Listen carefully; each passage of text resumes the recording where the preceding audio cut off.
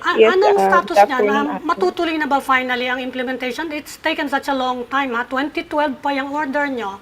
Hanggang ngayon, nagagawa pa rin tayo ng implementing rules. Matutuloy na ba actually itong ano? Anong status niya sa Supreme Court? Wala na bang appeal? All appeals have been exhausted? Naglabas na po ng decision ang Supreme Yes, meron Court. ng decision, pero hindi ba siya, motion for reconsideration? Final na siya.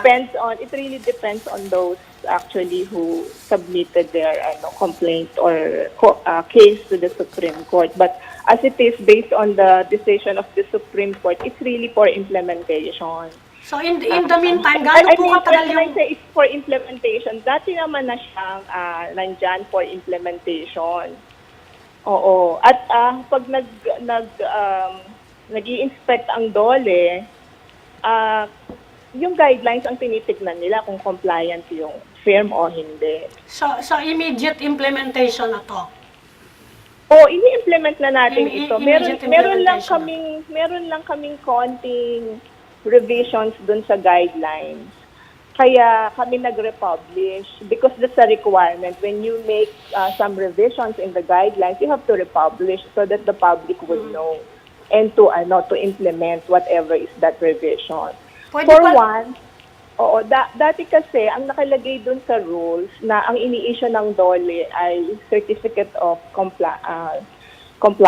Yes, Certificate of Compliance. But now, it's no longer the Certificate of Compliance, kundi Certificate of No Pending Case. So, ni-reflect natin yan dun sa guidelines para hindi malito yung mga kliyente natin. The second is, yes. Yes, please, go on. Go ahead, please. The second concern is, since as written in the Supreme Court decision, this is a social legislation that intends to enhance the economic status of drivers and conductors and to promote at the same time the general welfare of the riding public, of course, the road safety in general. So ang sinasabi nung decision, yung boundary system puts drivers on scarcity mindset, where drivers focus only on meeting the boundary or the quota regardless of the risks involved. And therefore, doon sa fixed wage component, nilimit na lang natin siya doon sa time rate. Hindi na natin kinonsider yung per trip. Kasi nga, ito nga yung nagiging basis or nagiging trigger rather ng scarcity mindset ng drivers. So essentially this fixed component, kasi di ba ito ay part fixed, fixed wage and then part performance based. Yung fixed pay essentially equalizes the playing field in the sense that it eliminates or prevents racing and competition among drivers. While yun namang variable pay is mainly based on safety parameters which incentivizes yung prudent driving of the drivers.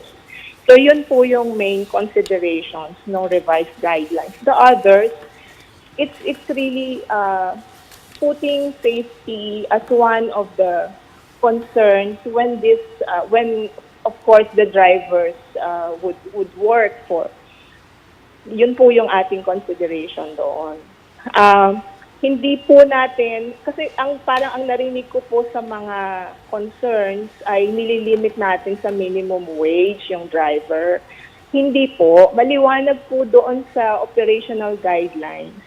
Ang nakalagay po doon, that the fixed component can be set mutually by the owners of the bus company and the workers, but it should not be less than the minimum wage that prevails in the market. So kung sa tingin po ng labor and management, nagkasundo sila na mas mataas sa minimum wage, siyempre mas gusto po natin yun.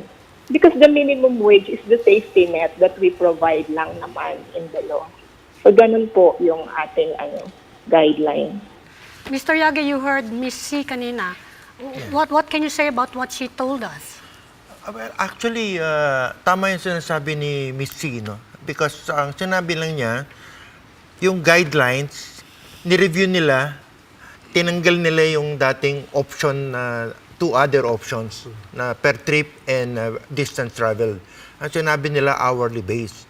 And then, ang sinabi niya is that yung sweldo dapat mutually agreed upon by the drivers and the management but should not be lower than the minimum wage. We all agree with that.